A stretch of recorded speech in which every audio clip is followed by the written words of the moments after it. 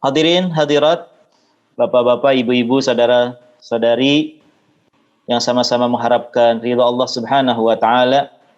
Alhamdulillah kita kembali panjatkan puji syukur kehadirat Allah Subhanahu wa taala berkat kudrah irada dan inayahnya pada kesempatan pagi hari ini kita masih diberikan berbagai macam nikmat seperti yang disampaikan oleh pembawa acara tadi, nikmat iman, nikmat Islam, nikmat sehat, dan juga nikmat kesempatan. Tanpa nikmat-nikmat tersebut, maka belum tentu kita bisa hadir dalam acara Zoom meeting pada kesempatan pagi hari ini. Oleh karenanya pantaslah kita kembali mengucapkan tahmid. Alhamdulillahirabbil alamin atas segala nikmat yang Allah berikan kepada kita semuanya. Semoga kita termasuk ibadus syakirin, hamba-hamba Allah yang senantiasa bersyukur terhadap nikmatnya. Amin ya rabbal alamin. Salawat dan salam kita sampaikan juga kepada qudwah hasanah terbaik kita, yakni Nabi Muhammad Rasulullah sallallahu alaihi wasallam, kepada keluarga, sahabat serta umatnya. Mudah-mudahan kita termasuk di dalamnya yang senantiasa istiqomah menjalankan ajaran risalahnya. Bapak dan Ibu sekalian, Amri, slide-nya sudah disampaikan belum dari Pak Ikhwan? Sudah ya. Nah, tafadhol bisa ditampilkan.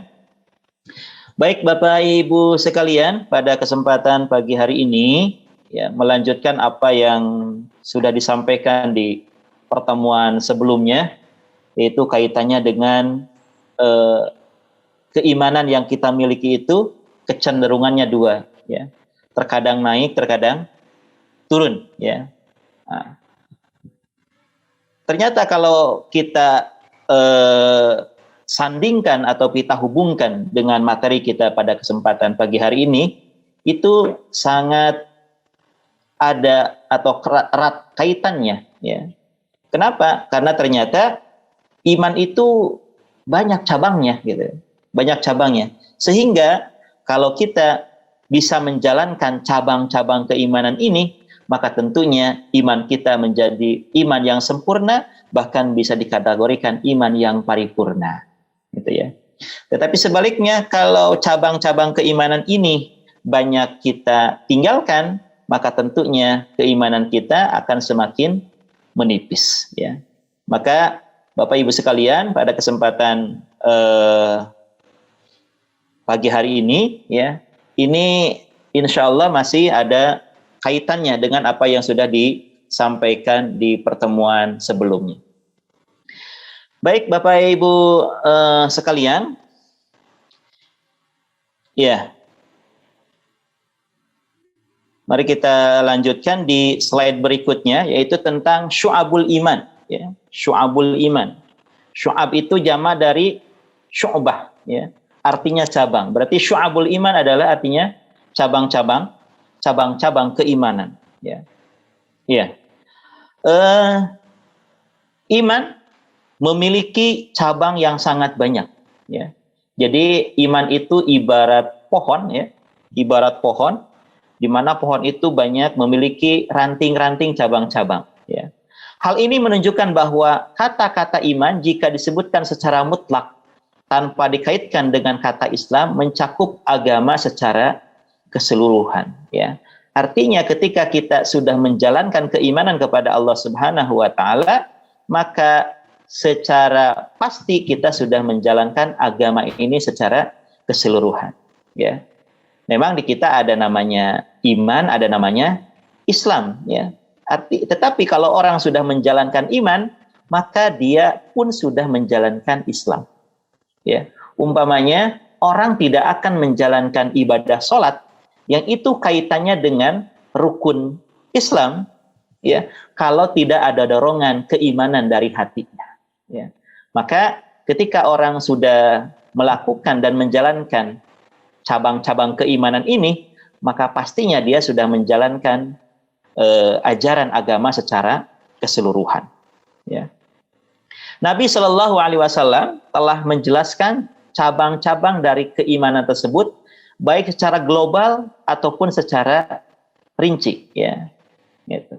Baik, bisa kita lihat dalam hadis ya. Hadis berikut ini kaitannya dengan apa yang disampaikan oleh Rasulullah Shallallahu Alaihi Wasallam tentang iman secara global, ya, atau secara umum, ya. Disebutkan dalam hadis yang disampaikan oleh Abu Hurairah radhiyallahu anhu. Beliau itu adalah ahlu sufah. Ahlu sufah itu adalah orang yang senantiasa ada di samping Rasulullah Shallallahu Alaihi Wasallam, atau kalau bahasa kitanya nyantri, ya, nyantri di Rasulullah Shallallahu Alaihi Wasallam. Maka Abu Hurairah itu adalah salah seorang sahabat Rasulullah Shallallahu Alaihi Wasallam yang paling banyak hafalan hadisnya, ya. Hafalan hadisnya itu kurang lebih 5.374 hadis, ya. 5.374 hadis. Beliau adalah sahabat yang paling banyak meriwayatkan hadis dari Rasulullah Shallallahu Alaihi Wasallam. Beliau menyampaikan apa yang disampaikan oleh Rasulullah Shallallahu Alaihi Wasallam, al-imanu bid'un wa sab'una syu'bah wal haya'u syu'batu minal iman. Ya. Iman itu ada lebih dari 70 cabang. Jadi bid'un itu artinya lebih, ya. Dan malu merupakan salah satu cabang dari keimanan, ya. Atau kita bisa lihat lagi hadis berikutnya, ya. Hadis berikutnya dalam riwayat lain juga disebutkan Rasul menyampaikan al-imanu bid'un wa sab'una au bid'un wa situna syu'bah. Fa afdaluha qaulu la ilaha illallah wa adnaha imatatul adza anit thariq wal haya'u syu'batun minal iman, ya. Iman itu adalah lebih dari 70 atau 60 cabang. Tingkatan cabang paling afdal, paling utama, paling tinggi adalah ucapan la ilaha illallah. Tingkatan cabang yang paling rendah adalah menyingkirkan gangguan di jalan, dan malu merupakan salah satu cabang dari keimanan. Hadis riwayat muttafaqun alaih, yaitu Imam Bukhari dan Imam Muslim. Baik, Bapak Ibu sekalian, di dalam bahasa Arab atau di berbagai macam sabda Rasulullah Sallallahu Alaihi Wasallam, ya, kalau beliau menyampaikan angka, ya, bilangan, ya, kalau saya perhatikan ternyata apa yang disampaikan oleh Rasulullah Sallallahu Alaihi Wasallam tentang bilangan ini, ya, bukan murni berapa, murni apa yang disampaikan oleh Rasulullah. Seperti dalam hadis ini disebutkan bahwa iman itu lebih dari 70 atau 60 cabang. Ya. Ini tidak membatasi bahwa iman itu hanya 70, gitu. Atau iman itu cabangnya hanya 60, ya. Tetapi apa yang disampaikan Rasulullah tadi bid'un, artinya lebih dari 70 cabang. Lebih dari 60 cabang, ya. Kita bisa perhatikan juga hadis yang lain, ya. Rasul pernah menyampaikan bahwa kaum Yahudi, ya, itu terpecah menjadi berapa? 70 golongan. Kaum Nasrani terpecah menjadi 72 golongan, ya. Sementara umatku, kata Rasulullah, terpecah menjadi 73 golongan. Semuanya masuk neraka kecuali satu. Nah, kalau kita perhatikan apa yang disampaikan oleh Rasulullah itu, bahwa umat Rasulullah terpecah menjadi 73 golongan, ternyata kalau kita perhatikan, ya, lebih dari 70 golongan, gitu. Bahkan salah seorang peneliti tentang sekte-sekte di dalam Islam, ya, yang ada di Indonesia saja dari dulu barangkali sampai tahun 2000-an lah, beliau waktu itu menyampaikan itu sudah ada 250 sekte dalam Islam. Nah, ya. Itu menunjukkan bahwa apa yang disampaikan oleh Rasulullah, bahwa angka-angka tersebut tidak membatasi angka itu yang sebenarnya, ya, gitu. Atau kita bisa ambil contoh hadis yang lain, ya. Hadis Ukasah, ya, hadis Ukasah. Ketika Rasulullah Shallallahu Alaihi Wasallam sedang bersama dengan para sahabatnya, Rasul menyampaikan bahwa dari umatku itu akan ada 70.000 orang dari umatku yang masuk ke dalam surga tanpa dihisab, ya. Rasul menyampaikan ada 70.000 dari umatku yang masuk ke dalam surga itu tanpa hisab. Kemudian Ukasah bangkit dari duduknya. Ya Rasulullah, ya, tolong doakan saya yang termasuk 70.000 orang masuk surga masuk ke dalam surga tanpa dihisab. Maka kata Rasulullah, anta minhum, ya, engkau adalah termasuk dari golongan yang masuk ke dalam surga Allah Subhanahu wa taala tanpa dihisab. Ya, begitu Ukasah menyampaikan hal tersebut kepada Rasulullah sallallahu alaihi wasallam dan kemudian Rasulullah sallallahu alaihi wasallam diamini dan dimasukkan ke dalam golongan 70.000 yang masuk ke dalam surga tanpa hisab. Sahabat-sahabat yang lain juga pingin, gitu. Sahabat-sahabat yang lain juga pada pingin. Ya Rasulullah, tolong doakan saya, masukkan saya ke dalam golongan yang 70.000 masuk surga tanpa hisab. Apa kata Rasulullah? Sabakoka Ukasah. Ya, sabakoka Ukasah. Kalian sudah didahului oleh Ukasah. Nah, coba perhatikan, ya, yang dimaksud 70.000 orang dari umat Rasulullah itu masuk ke dalam surga tanpa hisab itu, apakah memang terbatas hanya 70.000 orang itu saja? Dan kalau memang hanya 70.000 orang saja yang masuk surga tanpa hisab itu, maka Ukasah adalah orang yang keberapa? Orang yang ke-70.000-nya. Ya, gitu. Padahal zaman Rasulullah pada waktu itu belum sampai segitu jumlah para sahabat yang ada. Ya. Maka kita memahami hadis ini, ya, memahami hadis ini bahwa angka 70.000 orang masuk surga tanpa hisab itu bukan angka yang sebenarnya. Artinya lebih dari 70.000 orang dari umat Rasulullah masuk ke dalam surga tanpa hisab. Ungkapan Rasulullah sabakoka Ukasah, Ukasah telah mendahului kamu, itu adalah maksudnya adalah bahwa hanya Ukasah pada waktu itu, ya, yang memohon kepada Rasulullah untuk didoakan dan dimasukkan ke dalam golongan 70.000 orang masuk surga tanpa hisab, gitu, ya. Coba kalau dari tadi ngangkat tangannya, gitu, mungkin tidak akan kedahuluan oleh Ukasah.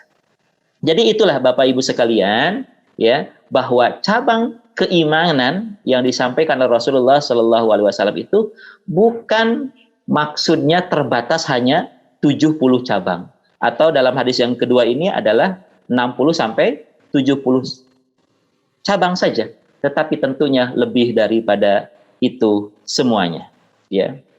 Ya. Kita sebagai umat Islam selama ini barangkali mengenal Islam itu rukunnya hanya 6, ya. Rukun iman itu hanya 6.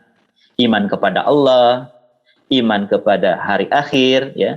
Iman kepada malaikat Allah, iman kepada nabi dan rasul utusan Allah, iman kepada kitab-kitab Allah, ya.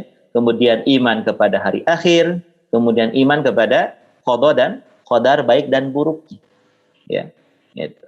Itu yang kita pahami barangkali sampai saat ini, ya. Dan itu diakui oleh siapa? Oleh Syekh Nawawi Al-Bantani, ya. Jadi kita itu punya ulama luar biasa, ulama besar, namanya Syekh Nawawi. Beliau ini orang Banten, ya, tetapi diakui oleh dunia, ya, bahkan diakui oleh kerajaan Arab Saudi, dan beliau dimakamkan di sana, ya, di kerajaan Arab Saudi atau di Saudi Arabia sana, ya.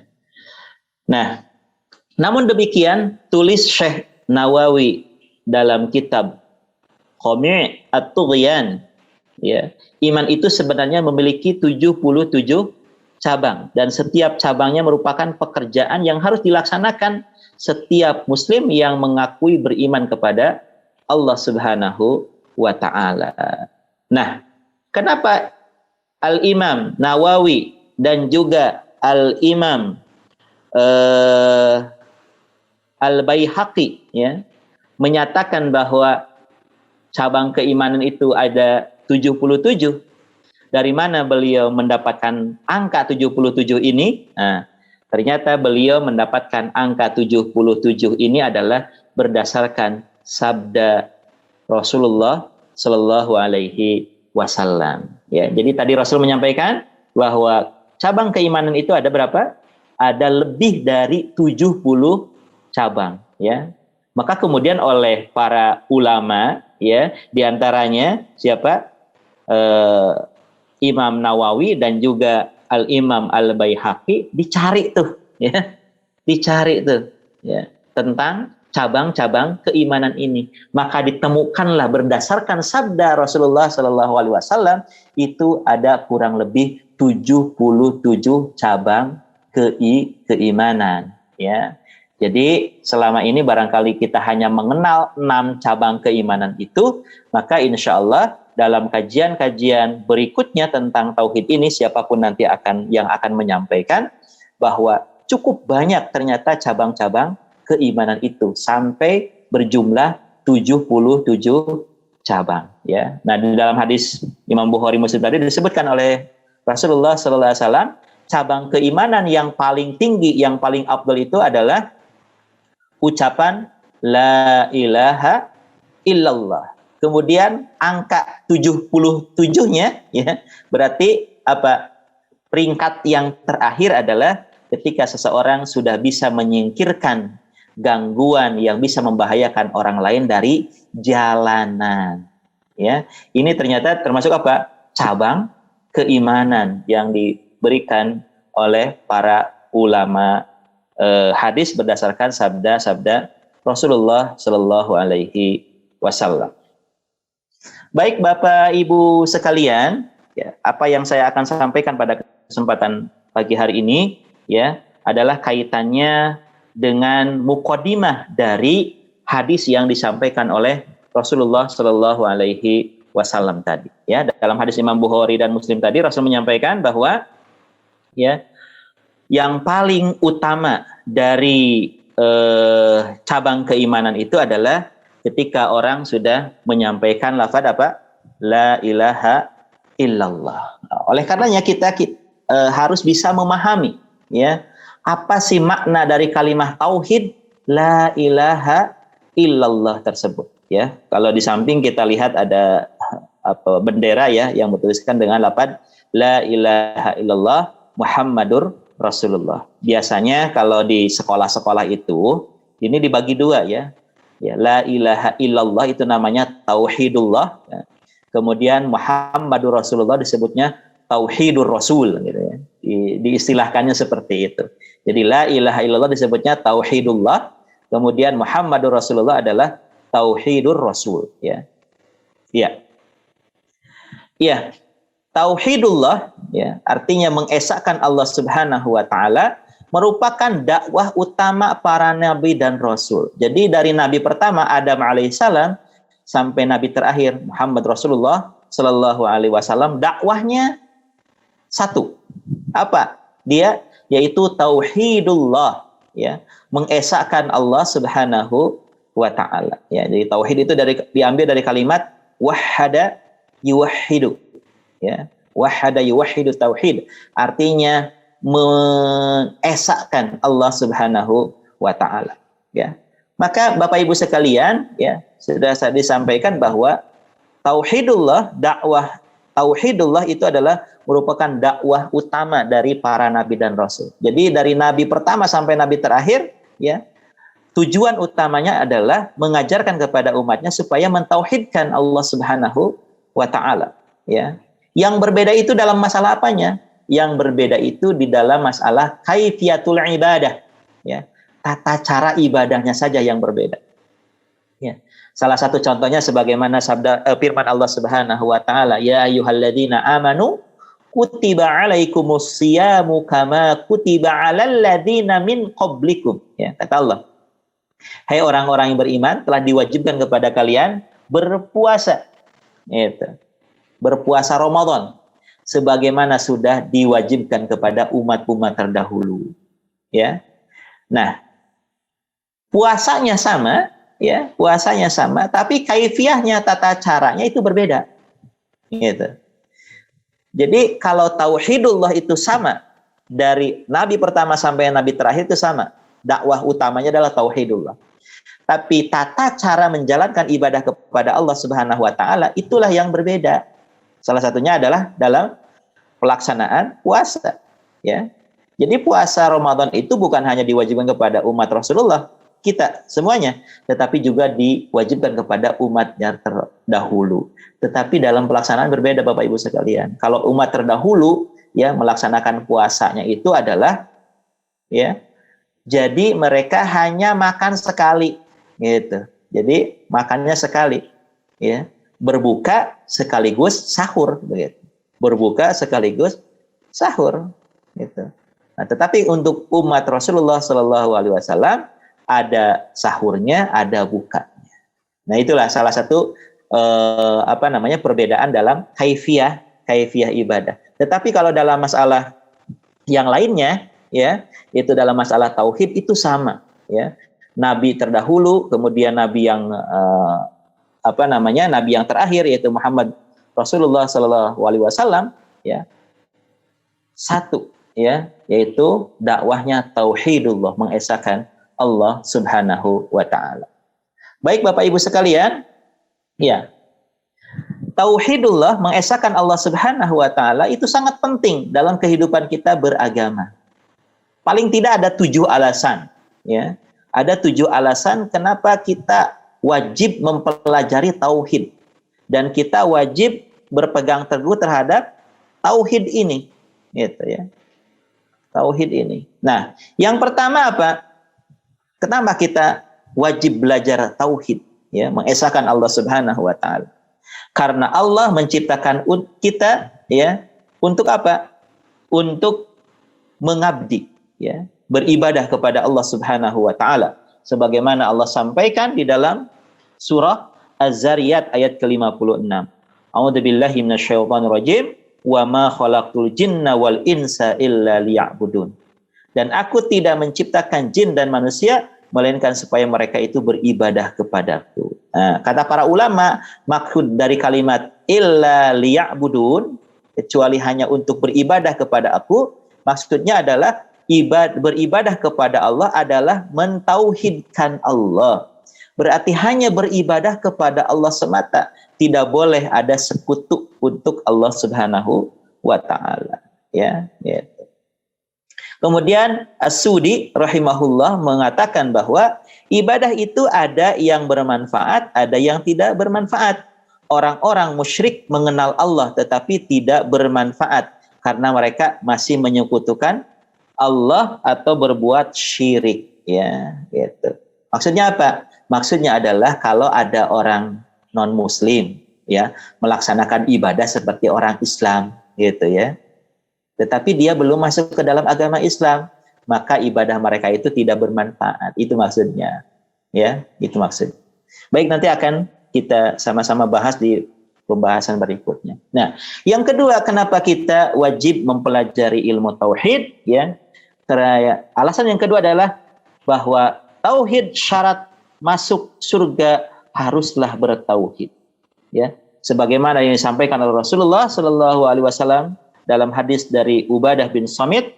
Beliau menyampaikan, man syahida an la ilaha illallah wahdah la syarikalah wa anna Muhammadan abduhu wa rasuluh wa anna Isa abdullahi wa rasuluh wa kalimatuhu alqaha ila Maryam wa ruhu minhu wal jannatu haqqun wan naru haqqun adkhalahullahu jannata ala ma kana minal amal.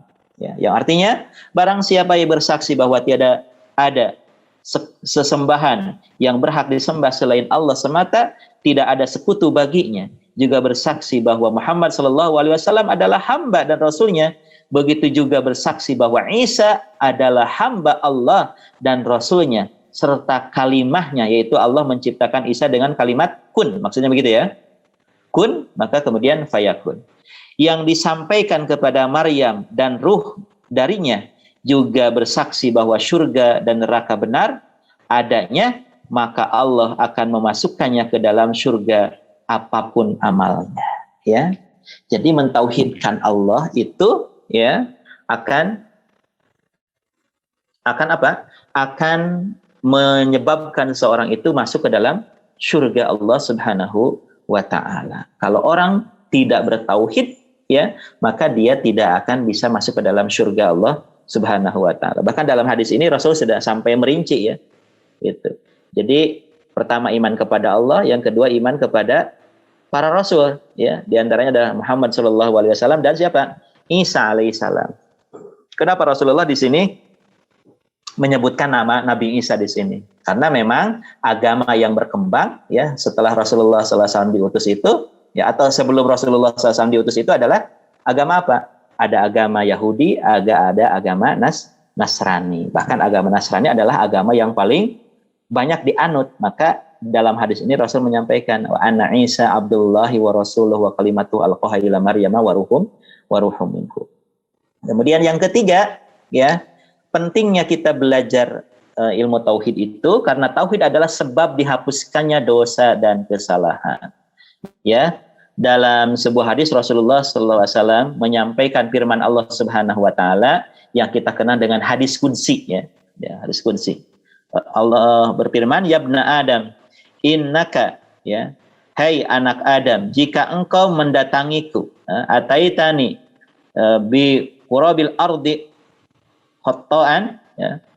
Hai anak Adam, jika engkau mendatangiku dengan dosa sepenuh bumi, kemudian engkau tidak berbuat syirik kepadaku dengan sesuatu apapun, maka aku akan mendatangimu dengan ampunan sepenuh bumi itu pula.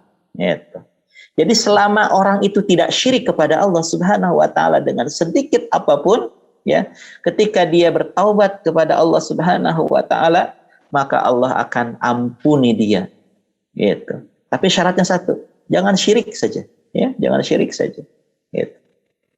Kemudian keempat, tauhid adalah sebab datangnya ketenangan, ya. Sebagaimana firman Allah Subhanahu wa taala, wa may yatawakkal 'alallahi fahuwa hasbuh. Dan barang siapa yang bertawakal kepada Allah, niscaya Allah akan mencukupkan keperluannya.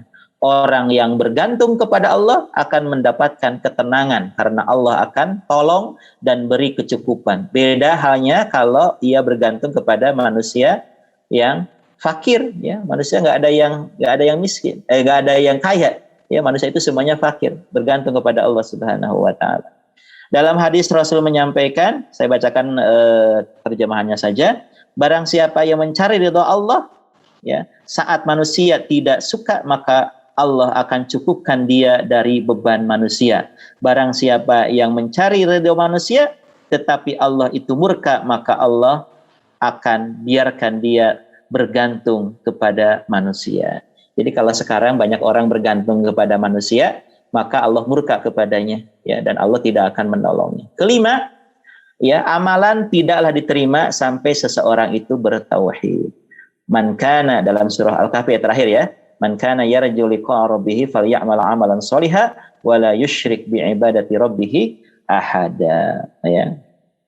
Barang siapa yang mengharapkan perjumpaan dengan Rabb-nya, maka hendaklah ia mengerjakan amal yang soleh dan janganlah mempersekutukan seorang pun dalam beribadah kepada Rabb-nya, ya.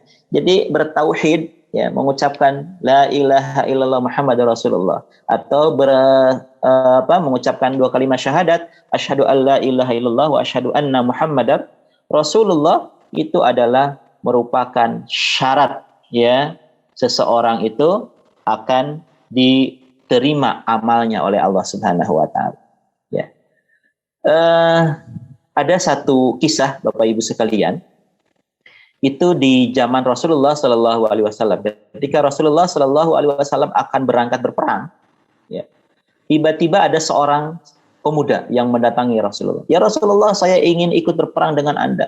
Tolong ikutkan saya dengan pasukan. Kemudian Rasulullah Shallallahu Alaihi Wasallam melihat muka pemuda ini. Rasulullah merasa asing dengan orang ini. Maksudnya apa asing? Karena Rasulullah Sallallahu Alaihi Wasallam hampir tahu, ya, kepada seluruh sahabat-sahabatnya pada waktu itu, ya. Karena Rasulullah adalah orang yang supel, ya, bergaul, gitu. Maka kemudian Rasulullah Sallallahu Alaihi Wasallam bertanya kepada pemuda ini, kamu sudah beriman belum? Ya, gitu. Maka pemuda ini mengatakan, lama ya Rasulullah, saya belum beriman. Maka kemudian Rasul menyampaikan kepada orang ini, kamu boleh ikut berperang dengan kami, gitu. Tapi syaratnya kamu harus beriman dahulu. Maka pemuda ini kemudian mengucapkan 2 kalimat syahadat di hadapan Rasulullah. Asyhadu an la ilaha illallah wa asyhadu annaka ya Muhammad Rasulullah. Ya. Maka orang ini jadilah sebagai seorang mukmin. Jadilah dia menjadi seorang muslim. Ya. Maka kemudian dia masuk ke dalam medan perang. Ya. Di dalam medan perang dia membunuh kaum kafir dan pada akhirnya dia terbunuh, Bapak Ibu sekalian. Ya. Selesai peperangan, kemudian jasad si pemuda ini dikumpulkan ya oleh para sahabat yang selamat pada waktu itu, ya, dan kemudian disaksikan oleh Rasulullah Shallallahu Alaihi Wasallam. Dan Rasulullah Shallallahu Alaihi Wasallam memberikan komentar terhadap pemuda yang syahid ini. Apa komentar Rasulullah? Pemuda ini amalnya sedikit, ya, tapi pahalanya langsung surga Allah Subhanahu Wa Taala. Ya.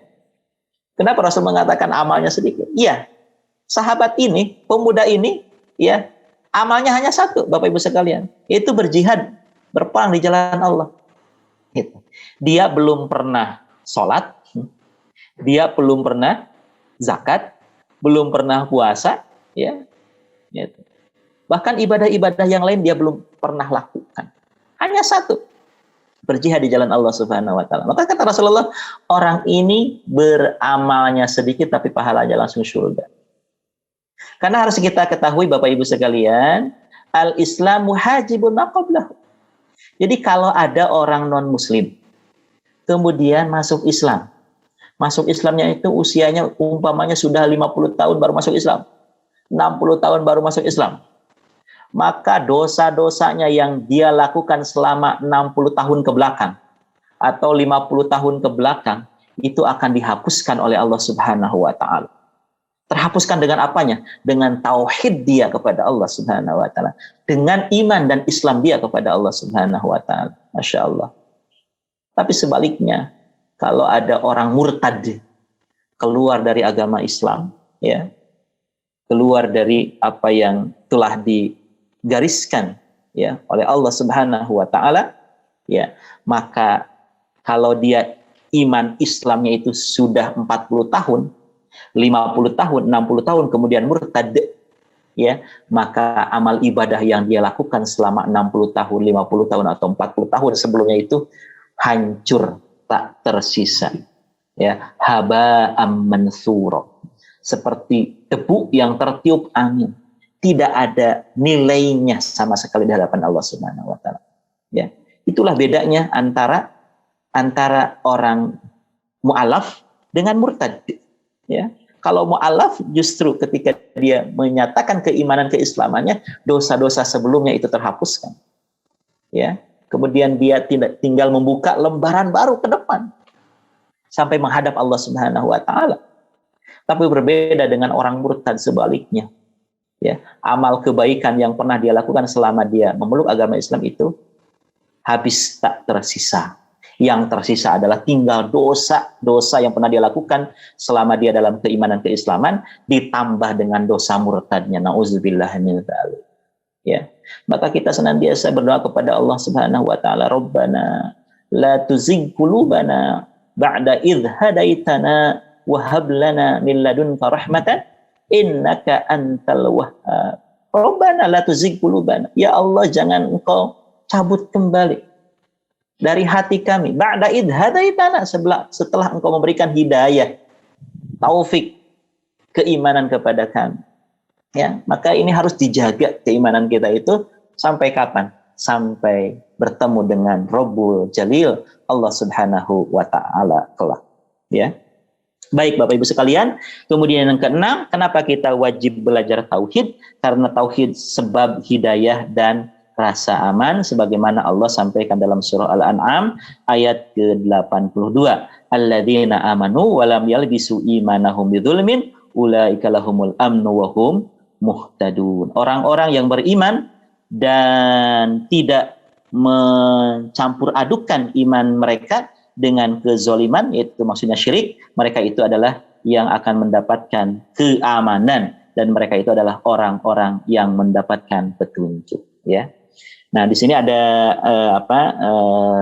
kajian hadisnya ya, kajian hadisnya ketika sahabat membaca ayat ini, ada sahabat mengatakan, ya Rasulullah, siapa yang tidak pernah berbuat zolim, katanya. Ya, siapakah yang tidak pernah berbuat zolim? Maka kemudian Rasul menjelaskan, yang dimaksud zolim di situ adalah syirik. Ya, jadi yang dimaksud zolim di situ adalah syirik, bukan zolim seperti yang kita kenal. Ya, umpamanya berbuat jahat kepada orang lain. Ya, itu zolim, tapi bukan syirik. Tapi yang dimaksud dalam ayat ini adalah apa? Syirik kepada Allah Subhanahu wa Ta'ala. Kemudian yang ketujuh, yang terakhir, ya, kenapa kita wajib belajar tauhid? Karena tauhid adalah sebab mendapatkan syafaat Rasulullah Shallallahu Alaihi Wasallam kelak pada hari kiamat. Rasul menyampaikan dalam yang artinya, ya, katakanlah wahai Rasulullah, siapa yang berbahagia karena mendapatkan syafaat pada hari kiamat kelak? Maka Rasulullah SAW menjawab, wahai Abu Hurairah, aku merasa tidak ada yang bertanya kepadaku tentang hal ini selain engkau. Ya. Jadi hanya Abu Hurairah saja yang pernah bertanya hal ini. Ya. Yang aku lihat, ini karena semangatmu mempelajari hadis. Yang bahagia dengan syafaatku pada hari kiamat nanti adalah orang yang mengucapkan la ilaha illallah tulus dalam hatinya, ikhlas dalam hatinya. Ya. Jadi kalau kita ingin mendapatkan syafaat Rasulullah Shallallahu Alaihi Wasallam, diantaranya adalah kita harus benar-benar menjalankan, ya, kalimah tauhid la ilaha illallah. Baik Bapak Ibu sekalian, oleh karenanya kita harus tahu nih, ya, la ilaha illallah ini. Nah, kita lanjutkan, Isran. Selanjutnya di sana, ya, dalam kalimat la ilaha illallah, itu ternyata itu ada dua rukun, ya. Dalam kalimat la ilaha illallah itu ada dua rukun, ya. Rukun yang pertama adalah la ilaha, ya. Apa rukunnya? An-nafyu. Kemudian illallah, rukun yang kedua disebutkannya adalah al-isbat, ya. Jadi ada la ilaha, rukunnya itu adalah apa namanya? An-nafyu, kemudian illallah disebutnya al-isbat. Nah, apa maksudnya? Jadi ketika seseorang mengucapkan la ilaha, maka dia ateis, Bapak Ibu sekalian. Ya. Jadi kalau ada orang mengatakan lapad la ilaha tok titik sampai di situ, maka dia orang ateis. Apa orang ateis itu? Orang yang tidak beragama, orang yang tidak bertuhan. Kenapa? Karena la ilaha itu adalah artinya an-nafyu. Artinya apa? Meniadakan seluruh ilah. Baik Tuhan yang namanya Allah, baik Tuhan yang namanya Allah, gitu ya. Baik Tuhan Brahmana, baik Tuhan Siwa, baik Tuhan Wisnu, ya, atau ya Tuhan-Tuhan yang lainnya, ya. Dengan orang mengucapkan lafaz la ilaha itu tiada, zero, nol, dia nggak bertuhan, ya. Maka ini paling banyak dianut di mungkin di belahan dunia Eropa, ya, banyak orang-orang ateis. Di Indonesia ada nggak, ya? Barangkali ada juga orang-orang ateis, ya. Jadi kalau kita atau seseorang mengucapkan la ilaha tok sampai di situ, maka dia ateis. Kenapa? Karena itu an-nafyu. Oleh karenanya kita sebagai orang yang beriman, berislam kepada Allah Subhanahu wa Ta'ala harus dilanjutkan, ya. Bukan hanya la ilaha, tapi harus dilanjutkan dengan kalimat illallah, ya. Ditekan, ya Bapak Ibu sekalian, illallah, karena ada tasydidnya, ya. Maka illallah itu adalah rukun yang kedua, namanya al-isbat. Maksudnya apa? Menetapkan bahwa hanya Allah lah sebagai ilah satu-satunya. Ya. Jadi kalau orang sudah bisa mengucapkan la ilaha illallah, nah, berarti dia adalah orang yang sudah bertauhid, ya, mengesahkan Allah Subhanahu wa Ta'ala. Tuhannya hanya satu, yaitu Allah Subhanahu wa ta'ala. Ya, Allah Subhanahu wa ta'ala. Maka Bapak Ibu sekalian, ya, lafaz la ilaha illallah ini sebagaimana digambarkan oleh Rasulullah sallallahu alaihi wasallam adalah kalimah thayyibah yang mudah diucapkan tapi berat timbangannya di hadapan Allah Subhanahu wa taala. Ya.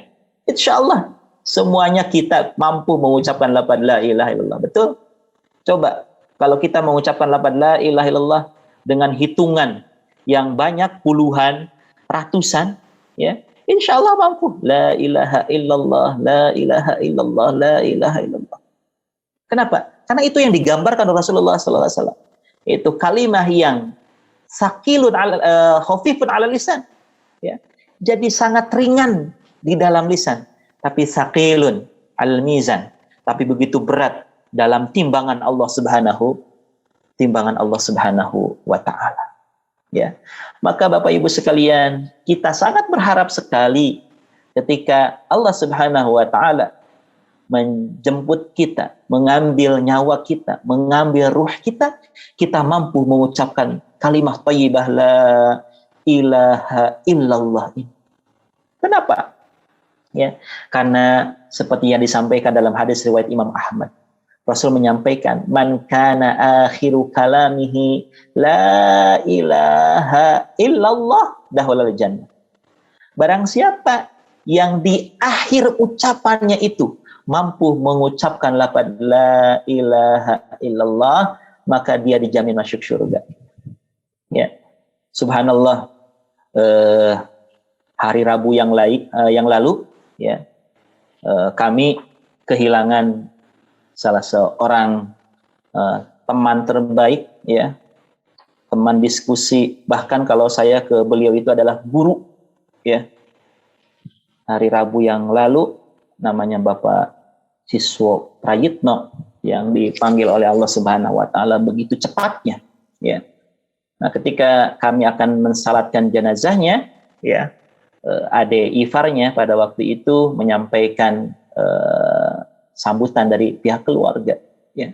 Beliau menyampaikan sambil menangis bahwa almarhum ini di akhir hayatnya, ketika di akhir hayatnya dia mampu mengucapkan lafaz la ilaha illallah, subhanallah. Ya, beliau insya Allah akan mendapatkan wa'ad, janji dari Allah Subhanahu wa taala berdasarkan sabda Rasulullah sallallahu alaihi wasallam tadi dalam hadis riwayat Ahmad, barang siapa yang akhir hayatnya mampu mengucapkan lafaz la ilaha illallah, maka dia dijamin masuk surga Allah Subhanahu wa taala. Mudah-mudahan seluruh kaum muslimin, khususnya yang ada di grup ini yang sedang melakukan kajian pada pagi hari ini, semuanya mampu mengucapkan lafaz la ilaha illallah di akhir hayat kita nanti. Amin amin ya rabbal alamin. Ya, Bapak Ibu sekalian. Nah, sedikit saya sampaikan bahwa untuk mengucapkan lafaz la ilaha illallah, ya, kalau kita sedang sehat seperti sekarang ini, begitu mudahnya ya Bapak Ibu sekalian. Tapi coba ketika orang dalam sakitnya parah atau dalam sakaratul maut terutama, ya, untuk mengucapkan lafaz la ilaha illallah itu begitu sulit. Susahnya luar biasa. Maka kata Rasulullah, lakinu mautakum la ilaha illallah, talkini. Bimbinglah orang yang akan meninggal itu dengan lafaz la ilaha illallah. Jadi kalau Bapak Ibu sekalian mendapatkan saudara, tetangga, famili, bahkan barangkali orang tua kita, ya, dalam penyakitnya parah, jangan ditinggal begitu saja. Harus ada orang yang senantiasa, ya, ada di sampingnya untuk membisikkan, untuk mentalkinkan lafaz la ilaha illallah. Supaya apa? Supaya ketika dia dipanggil oleh Allah Subhanahu wa taala dengan bantuan kita, tentunya wasilah dari kita, beliau mampu mengucapkan lafaz la ilaha illallah. Kenapa Bapak Ibu sekalian kalau orang sedang sakaratul maut atau penyakitnya parah perlu mendapatkan bimbingan dari orang yang hidup, dari orang yang sehat?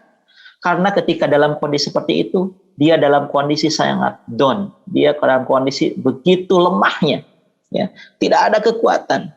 Padahal dalam waktu yang bersamaan ada dua kekuatan, ya, yang saling berebut, ya, yaitu kekuatan iblis dan kekuatan malaikat, ya. Nah, supaya dia mampu melawan godaan-godaan iblis ini, maka kita bagi orang yang mampu, ya, bagi orang yang hidup, bagi orang yang sehat, untuk mentalkininya seperti itu. Kenapa? Karena ini pernah terjadi kepada salah seorang pemilik mazhab yang 4, namanya Ahmad bin Hanbal rahimahullah. Ya. Ahmad bin Hanbal itu pernah ditalkini ketika sakit oleh anaknya. Qul ya abi la ilaha illallah, qul ya abi la ilaha illallah, hai ayahku ucapkan la ilaha illallah, ucapkan la ilaha illallah. Ya. Tapi apa yang dikatakan oleh Syekh Ahmad bin Hanbal pada waktu itu? Ya mengatakan la, tidak. Ya. Nah, ketika sakitnya sudah agak mereda, mendingan, ditanya sama anaknya, hei ayahku, kenapa ketika engkau dalam posisi yang sangat lemah, aku talkini untuk mengucapkan lafaz la ilaha illallah, engkau malah mengatakan tidak.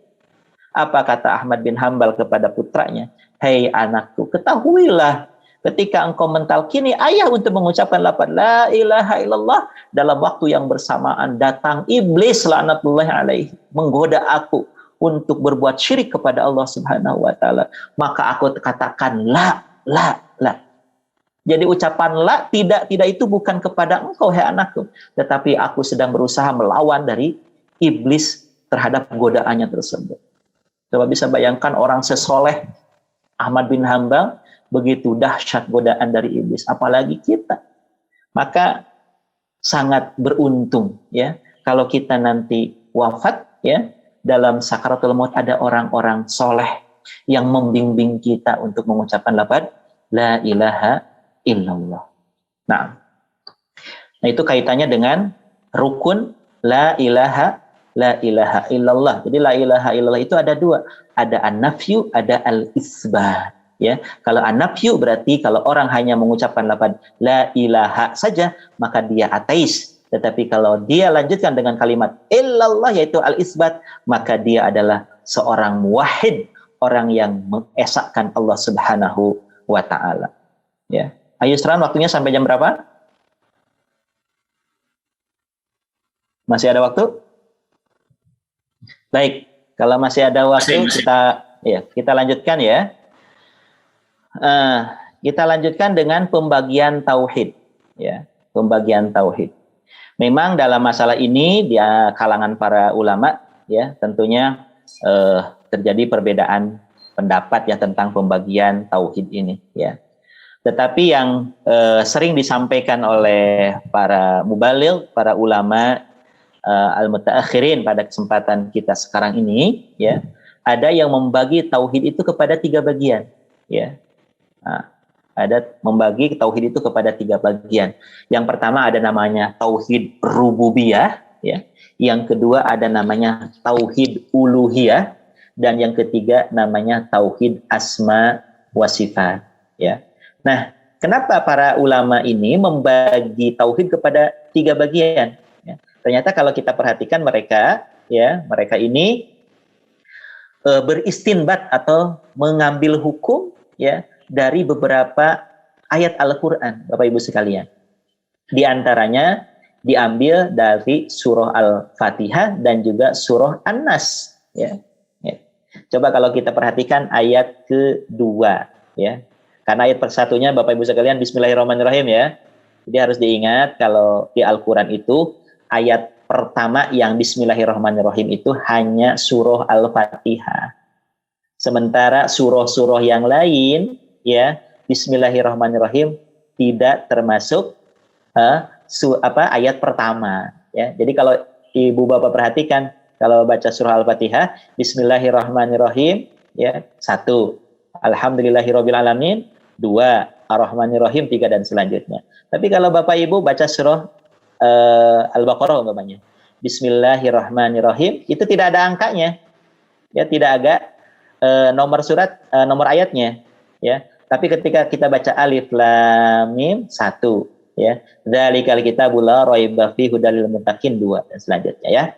Maka di ayat kedua dalam surah Al-Fatihah ini Allah menyampaikan alhamdulillahi rabbil alamin ya, ada kalimat alhamdulillahi rabbil alamin.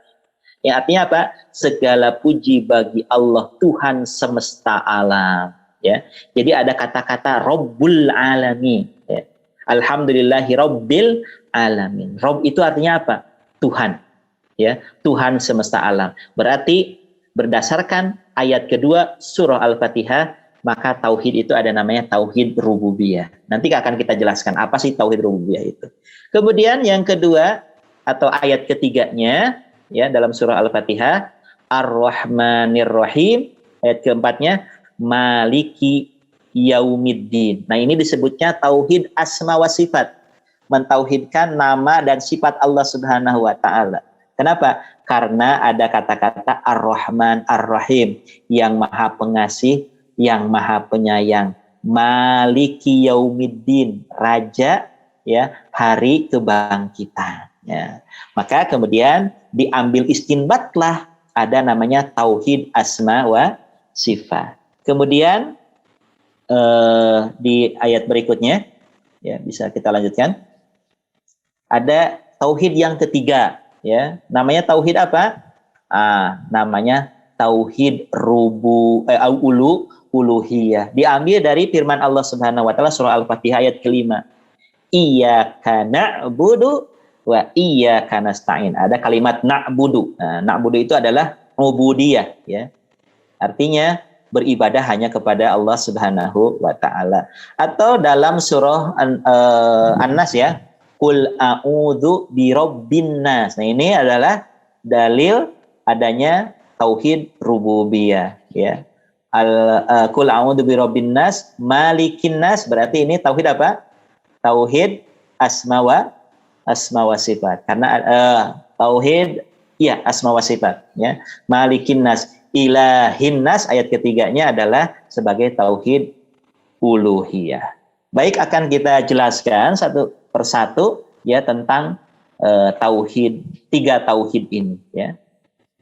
Yang pertama ada namanya tauhid rububiyah. Tadi sudah saya sampaikan istilah rububiyah ambil dari kalimat Rob, ya, yang artinya apa? Tuhan, ya. Adapun tauhid rububiyah yaitu mengimani bahwasannya Allah Subhanahu wa taala yang menciptakan segala sesuatu, yang mengatur segala sesuatu, tidak ada sekutu baginya dalam hal tersebut. Jenis ini disebut dengan tauhid rububiyah, yang maknanya adalah seorang hamba menetapkan dan mengimani rububiyah Allah Subhanahu wa taala atas seluruh alam, ya. Dan bahwasannya hanya Allah yang menciptakan, memberi rizki, menghidupkan, mematikan, mengatur alam ini, dan mengatur seluruh perbuatan hamba, tidak ada sekutu baginya dalam perkara tersebut, ya. Jadi kita sebagai seorang muslim, seorang mukmin harus mengimani tauhid rububiyah ini, bahwa yang mencipta, ya, memelihara alam semesta itu hanya Allah Subhanahu wa taala saja, tidak ada yang lain. Berbeda dengan umpamanya dalam agama Hindu Buddha, ya. Dalam agama Hindu Buddha itu Tuhan itu ada tiga. Ya, saya pernah belajar namanya perbandingan agama, ya, perbandingan agama. Bahkan saya sampai hafal nama-nama kitab orang Hindu Buddha, ya. Ada Rigveda, ada Yajurveda, ada Samaweda, seperti itu. Nah, di dalam agama mereka Tuhan itu ada tiga. Ada Tuhan Brahmana, ada Tuhan Wisnu, ada Tuhan Siwa, ya, atau dewa, ya. Dewa Brahmana, Dewa Wisnu, dan Dewa Siwa. Ya, ternyata peran mereka itu berbeda-beda, gitu. Kalau Dewa Brahmana adalah dewa pencipta, ya. Jadi yang menciptakan alam semesta itu diciptakan oleh Dewa Brahmana atau Tuhan Brahmana, ya. Sementara Dewa Wisnu adalah dewa yang memelihara alam semesta ini, ya. Jadi bukan Brahmana lagi, gitu, ya. Sementara Siwa adalah dewa yang suka bikin onar, ya, yang bikin kerusakan di muka bumi ini, gitu. Tetapi di dalam ajaran kita agama Islam, ya, semuanya itu yang menciptakan adalah hanya satu, yaitu Rabbul Jalil, Rabbul Alamin, Tuhan semesta alam, yaitu Allah Subhanahu wa taala. Dan ingat, Allah tidak pernah melakukan kerusakan di muka bumi ini. Terjadinya kerusakan di muka bumi ini adalah sebab dari perbuatan manusia itu sendiri. Dhaharul fasadu fil barri wal bahri bima kasabat aydin nas. Ya. Terjadinya kerusakan, nampaknya kerusakan di muka bumi dan juga di lautan itu disebabkan karena apa yang dilakukan oleh tangan-tangan manusia. Ya. Jadi Allah Subhanahu wa taala yang mencipta, ya.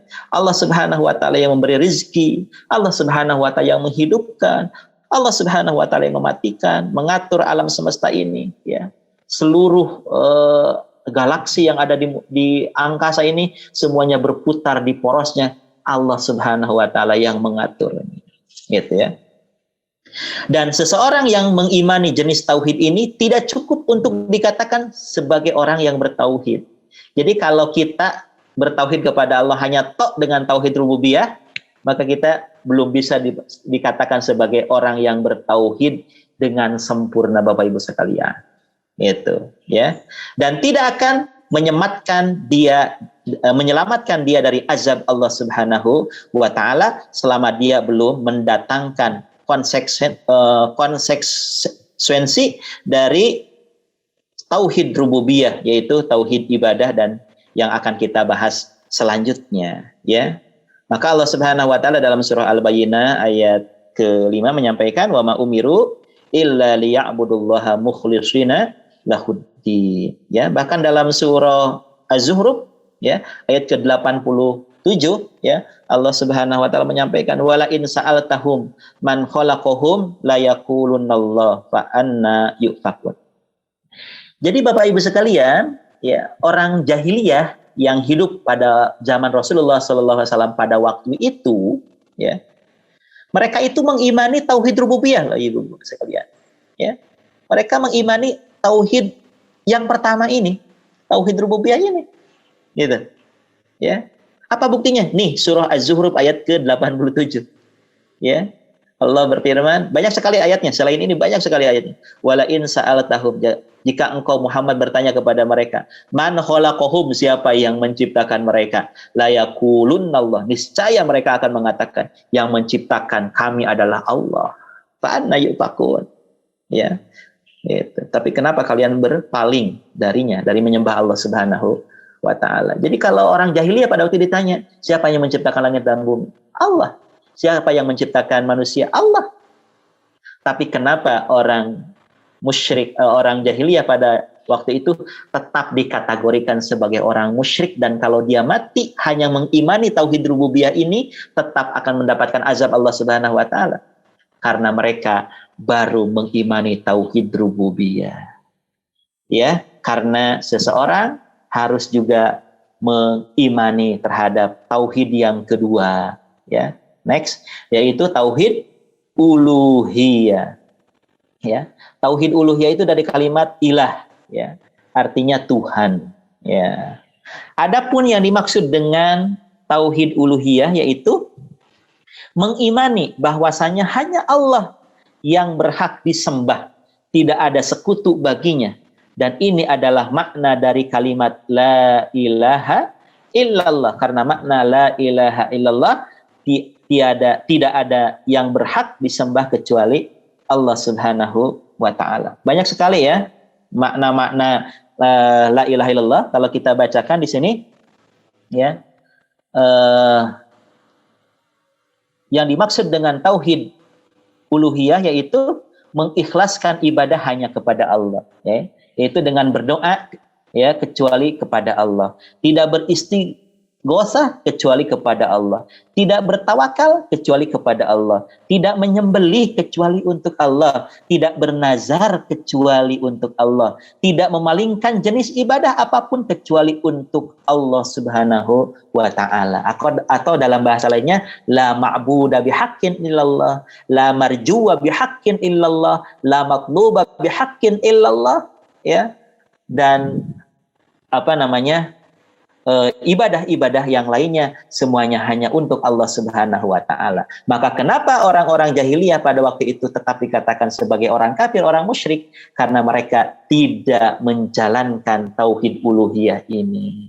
Mereka hanya mengimani Allah sebagai pencipta mereka, Allah yang menciptakan langit dan bumi. Tetapi ketika beribadah, mereka tidak beribadah kepada Allah, tapi mereka beribadah kepada Lata, Uzza, dan Manat, dan patung-patung pada waktu itu yang jumlahnya di sekitar Ka'bah sebanyak 360 patung, 60 pahatan-pahatan batu, ya, atau pahatan-pahatan pohon, ya, kayu yang mereka sembah sebagai Tuhan. Maka mereka tetap dikategorikan sebagai orang kafir, orang musyrik, karena tidak mengimani tauhid yang kedua, yaitu tauhid uluhiyah. Maka di dalam surah Al-An'am ayat ke-163 Allah berfirman, "Kul, katakanlah, inna solati, sesungguhnya solatku, wa nusuki, dan ibadahku, wa mahyaya, dan hidupku, wa mamati, dan matiku, lillahi rabbil alamin,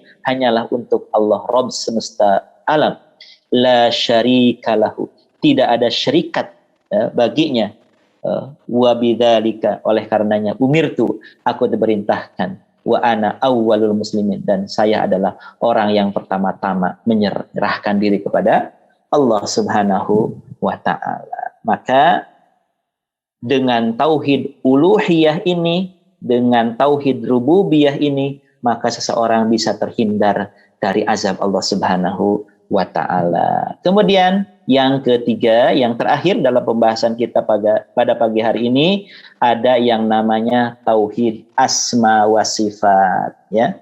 Didasarkan dari firman Allah dalam surah Al-Fatihah tadi, ya. Ar-Rahmanir-Rahim, Maliki Yaumiddin. Artinya bahwa yang dimaksud dengan tauhid asma wa sifat yaitu mengimani bahwa semua yang tertera di dalam Al-Qur'an dan hadis yang sahih dari nama-nama dan sifat-sifat Allah serta menetapkannya untuk Allah saja sesuai dengan keagungan dan kemuliaannya, ya. Kalau kita kenal ada namanya Asmaul Husna, ya, nama-nama Allah yang baik. Ada berapa jumlahnya? Ada 99 nama, ya. Kalau dirinci lagi satu persatu luar biasa, ya. Ini bisa disampaikan nanti oleh Ustadz Itang, ya. Ustadz Itang Rusmana. Beliau pernah menyampaikan tentang Asmaul Husna ini luar biasa, ya. Begitu detailnya beliau menyampaikan di antara Asmaul Husna ini, gitu, ya.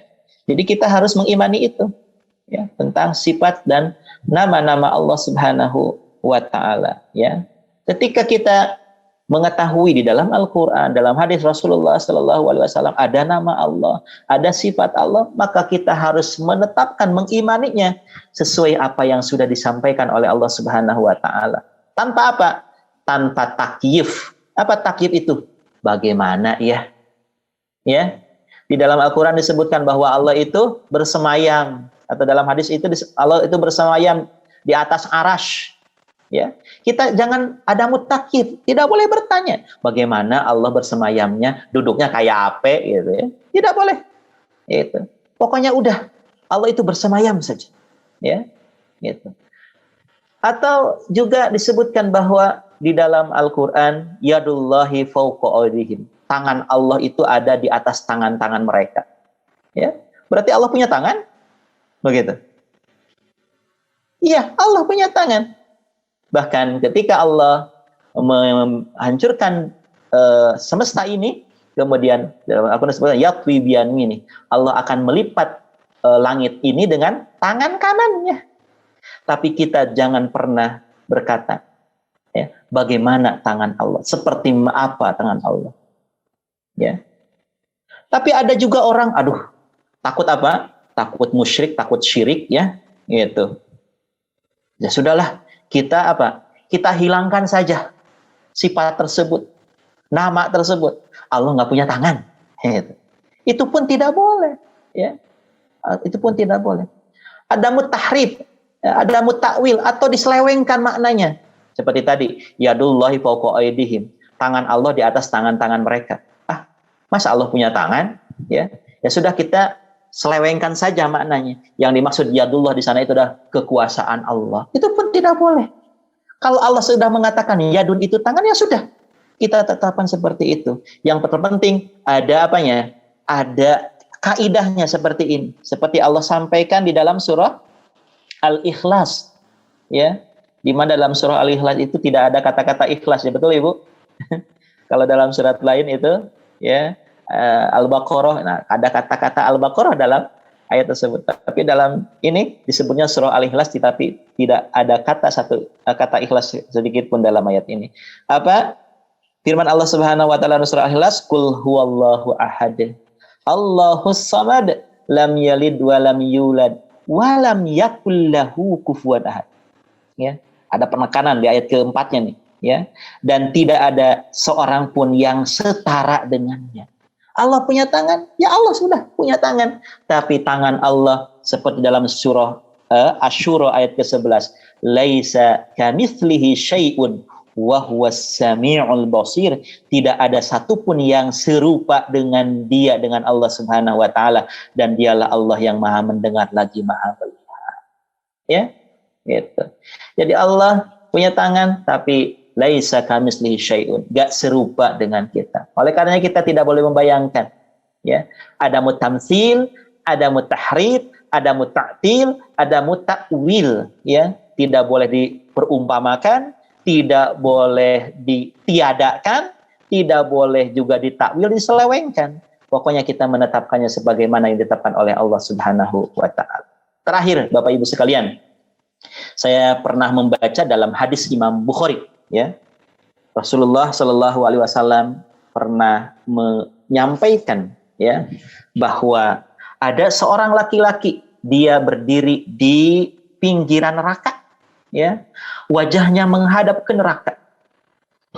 Kemudian ia memohon kepada Allah, ya Allah, tolong hadapkan muka saya ke daerah lain atau tempat lain, karena racun dari neraka ini sudah begitu menyiksa aku.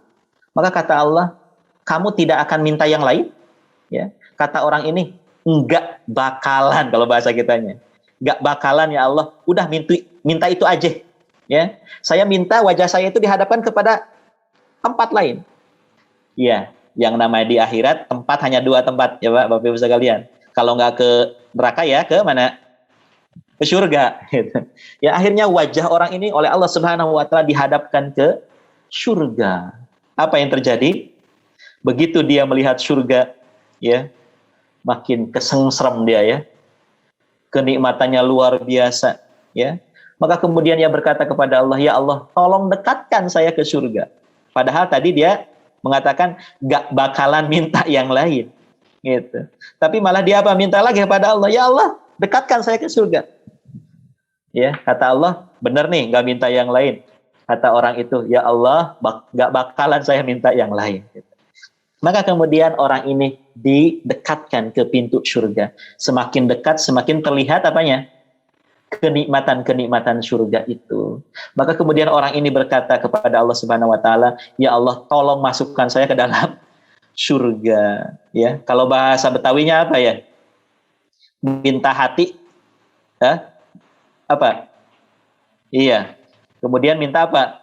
Minta yang lainnya, minta jantung, ya. Dikasih hati, minta jantung, gitu ya. Itu. Jadi orang ini sudah minta dihadapkan ke selain neraka, kemudian dihadapkan ke surga, kemudian dia minta lagi didekatkan ke surga, dan kemudian dia meminta kepada Allah untuk dimasukkan ke dalam surga. Maka dalam hadis Imam Bukhari tersebut, fadhahikallah. Allah tertawa, Bapak Ibu sekalian. Allah tertawa. Ya, itu sabit ada dalam hadis Imam Bukhari. Tapi kita tidak boleh ada mutakif. Bagaimana sih tertawanya Allah? Ya, ada muta'til. Nggak mungkin Allah tertawa. Udah, hilangkan saja sifat tertawa. Ya, gitu.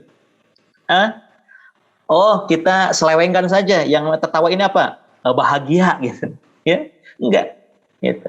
Jadi kita semuanya menetapkan itu berdasarkan apa yang sudah ditetapkan Allah Subhanahu wa taala. Ada muta'til, ada mutahrif, ada mutakwil, dan ada mutamtsil, ya.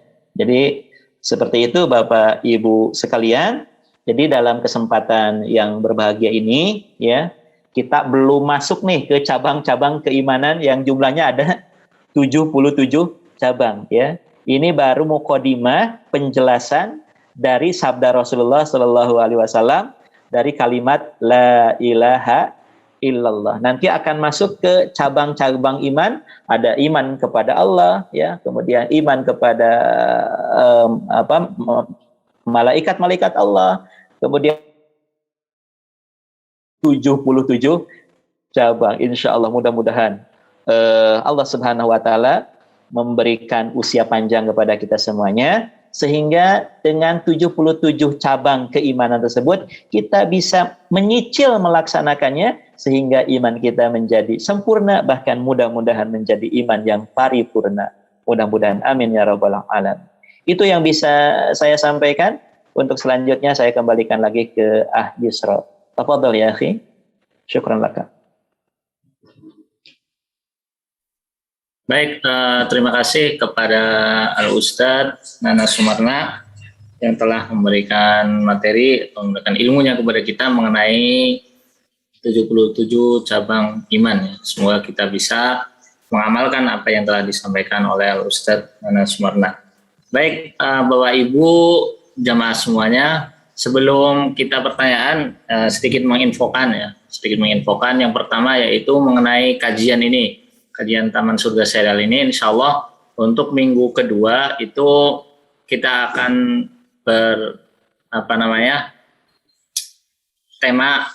temanya sama, yaitu tema akidah ya. Jadi akan berlanjut materinya. Terus setelah itu minggu yang ketiga yaitu kajian fikih ya, kajian fikih dari mulai toharoh dan lain sebagainya. Terus yang ketiga yaitu minggu yang keempat yaitu minggu tentang kajian Sirah Nabawiyah. Yang kedua, informasi yang kedua bagi Bapak Ibu yang ingin mewakafkan ya sebagian hartanya, insya Allah kami sedang melaksanakan pembangunan gedung pendidikan, gedung Sanggar Al-Quran yang ada di Jalan Mardani 56. Sekarang sudah sampai tahap pengecoran ya. Bagi Bapak Ibu yang ingin mewakafkan, kita bisa bisa lewat Bank Syariah Indonesia atau Bank Muamalat. Baik, itu yang bisa info yang saya sampaikan untuk Bapak Ibu sekalian. Setelahnya yaitu tanya jawab ya. Tanya jawab mengenai tema tadi. Tadi sudah ada yang bertanya, Ustadz. Nah. Yaitu untuk cabang iman yang ke-77 yaitu menyingkirkan gangguan atau rintangan di jalan. Mohon dijelaskan, Ustadz, gangguan tersebut berupa apa, terus apa saja, dan apakah ada batasan jalan besar atau jalan yang kecil, baik gang atau apa. Mohon pencerahannya, Ustadz. Syukran. Baik, terima kasih. Dari siapa? Dari Norma, Ibu ya? Norma. Dari Ibu Norma ya, baik Ibu. Jadi tadi yang disampaikan oleh Rasulullah Sallallahu Alaihi Wasallam ya, adnaha ya, cabang iman yang paling rendah itu adalah menghilangkan ya atau menyingkirkan gangguan atau rintangan di jalan ya. Ya, kalau untuk jalannya ya bisa jalan besar ataupun jalan yang kecil atau gang-gang seperti itu ya. Itu juga termasuk dalam konteks menghilangkan atau menyingkirkan gangguan. Nah, untuk gangguan-gangguannya mungkin bermacam-macam ya. Bahkan mungkin bisa per daerah atau per wilayah itu akan berbeda-beda ya, berbeda-beda. Contoh, umpamanya yang saya dulu 8 tahun pernah tinggal di Galur ya. Pernah tinggal di Galur gitu kan. Kalau kita lewat ke daerah Galur itu ya, ke daerah Galur itu ada Sun Motors itu ya. Kalau kita bisa perhatikan ya, di pinggiran jalan bahkan di tengah jalan itu ada apa? Ada paku-paku, Bu. Ya. Pakunya itu bukan paku bekas. Paku baru yang baru dia beli dari mana? Dari material, itu disebar begitu saja. Ya. Nah, ini juga termasuk apa? Ada ya rintangan atau gangguan. Maka subhanallah ya. Kemudian ada tim-tim cyber gitu ya, yang menggunakan magnet ya untuk apa? Untuk bisa menghilangkan dan menyingkirkan gangguan-gangguan ini gitu ya. Gangguan-gangguan ini. Berarti mereka sedang atau sudah menjalankan cabang keimanan yang nomor ke-77 ini. Subhanallah, luar biasa. Ya, kalau kita belum tentu bisa ya, harus panas-panasan gitu ya. Seperti itu, barangkali bahkan di antara kita ya sangat menjaga kulit kita itu terkena paparan sinar matahari, takut hitam gitu. Tapi mereka enggak ya. Bahkan pernah saya nonton di salah satu stasiun televisi karena orang ini dipanggil atau ya untuk bisa tayang di salah satu stasiun televisi ya.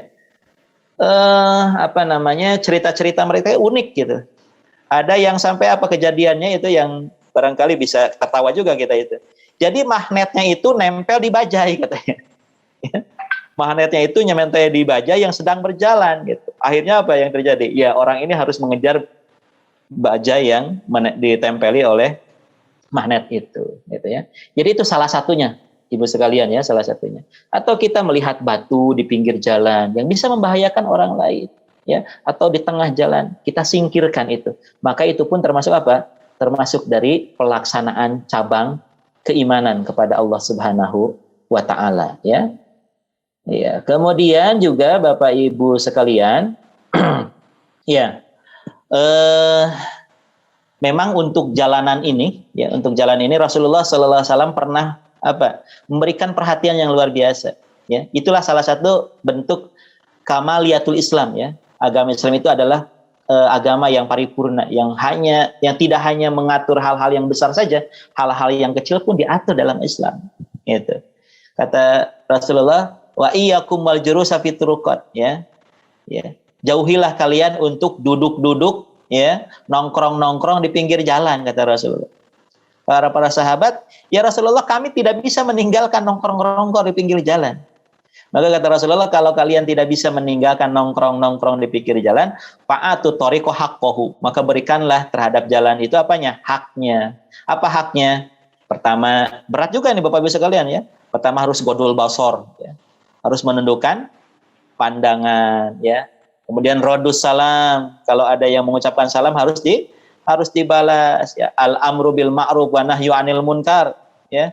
Harus menjalankan amar ma'ruf nahyil munkar ya.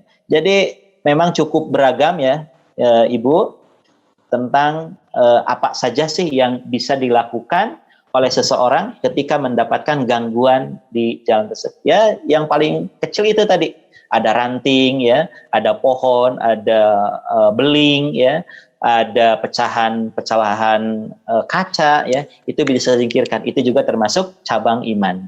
Gitu.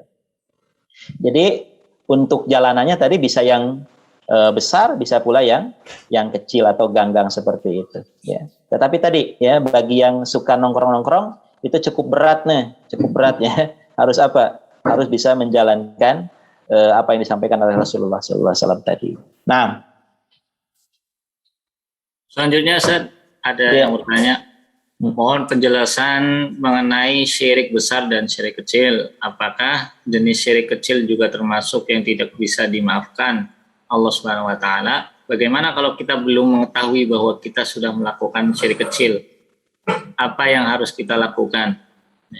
Ya. Baik, terima kasih Ibu Susiana ya, atas pertanyaannya. Iya, syirik itu terbagi kepada dua bagian. Ada syirkul akbar, ada syirkul asghar ya. Ada syirik besar, ada syirik kecil ya, gitu. Ya, tentunya bagi seorang muslim, seorang mukmin, kedua syirik ini walaupun besar ataupun kecil harus dihindari begitu ya.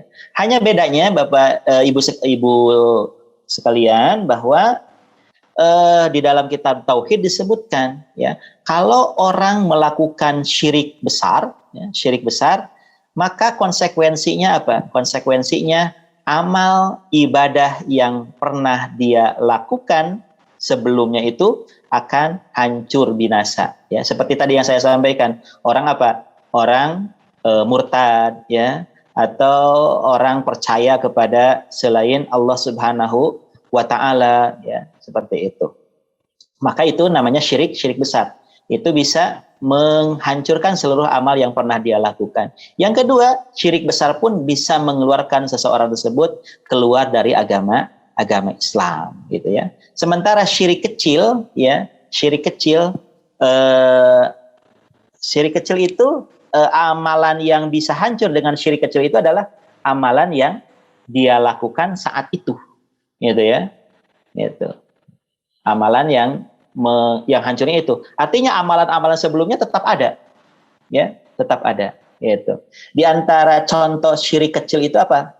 Riya, ya, riya. Ya. Riya ini termasuk syirik kecil, ya. Riya itu apa artinya? Ingin melaksanakan ibadah dengan harapan ingin mendapatkan pujian.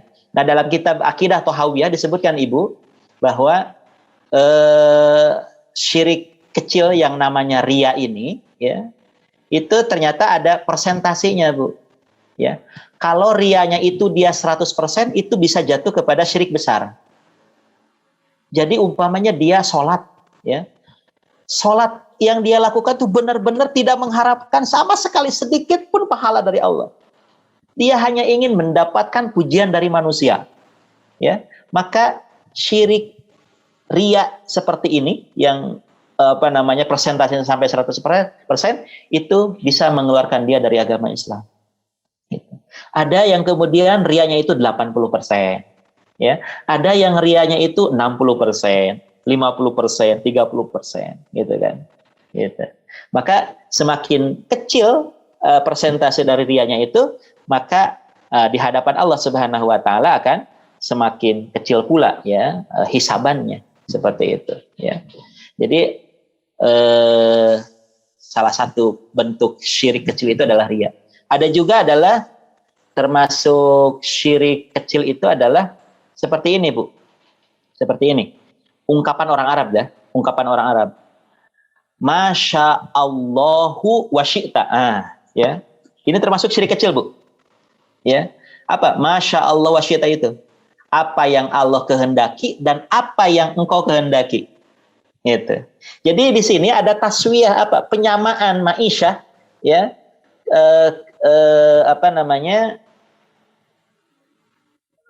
kehendak, ya, menyamakan kehendak orang dengan kehendak Allah, gitu. Itu tidak boleh. Ini termasuk syirik kecil, ya. Oleh karenanya dalam bahasa Arab ketika kita menggunakan kalimat tersebut ganti wawunya pakai summa. Masya Allahu summa syi'ta, bukan masya Allah wa syi'ta, ya, tapi masya Allah tsumma syi'ta. Atau juga yang termasuk syirik kecil begini, Bu. Ya, syirik kecil itu adalah ketika kita berobat, ya, ketika kita berobat ke dokter, terkadang juga suka salah dalam ungkapan kita. Wah, saya sembuh dari penyakit ini karena dokter Anu, ya. Ini juga bisa jatuh kepada syirik. Ya, ungkapan yang benar adalah saya sembuh ini karena Allah dan juga atas wasilah ataupun perantara dokter ini. Itu yang betul, gitu ya. Itu yang betul. Jadi syirik itu ada syirik i'tiqadi, ya Bu. Ada syirik kauli, ada syirik amali, ya. Ada syirik i'tiqadi itu adalah apa? Ya, i'tiqad artinya keyakinan dalam hati. Yang kedua ada syirik kauli seperti yang saya contohkan barusan, ya, bahwa saya sembuh itu karena dokter Anu. Ada namanya syirik amali, yaitu syirik perbuatan. Ada orang menyembah dan segala macamnya, ya. Jadi kedua syirik ini bagi seorang muslim harus dijauhi, ya. Nah, apakah syirik ini akan diampuni oleh Allah Subhanahu wa taala? Baik syirik besar ataupun syirik kecil akan diampuni, Ibu sekalian, oleh Allah Subhanahu wa taala, ya. Kapan itu? Malam yugharghir. Ya. Apa malam yugharghir itu?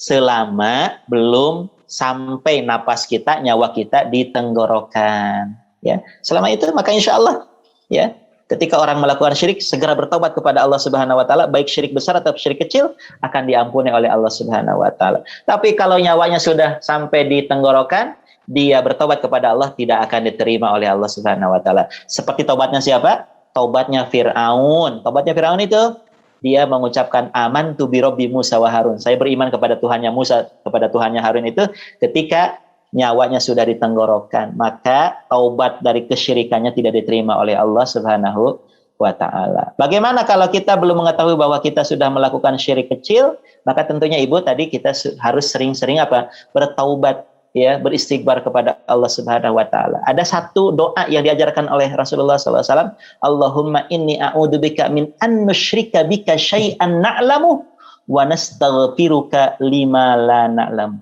Ya. Allahumma inni a'udzubika min an nusyrika. Ya Allah, aku berlindung kepadamu, ya, dari kami melakukan syirik. Ya. Wa ana a'lam, dan aku tahu bahwa itu adalah syirik. Wa nastaghfiruka lima la na'lamu. Dan aku beristighfar, mohon ampun kepadamu ya Allah dari syirik yang aku tidak tahu. Coba Ibu bisa memperbanyak ungkapan doa pengakuan kita kepada Allah seperti tadi, ya. Kemudian apa yang harus kita lakukan? Yaitu tadi Bu, ya, yang kita lakukan, perbanyaklah tiap hari banyak beristighfar, minimal Ibu beristighfarnya berapa kali? 70 kali, ya. Perbanyaklah beristighfar kepada Allah Subhanahu wa taala dengan tadi banyak juga mengucapkan doa yang seperti yang diajarkan Rasulullah, Allahumma inni a'udzubika min an nusyrika bika syai'an na'lamu wa nastaghfiruka lima la na'lamu wallahu a'lam.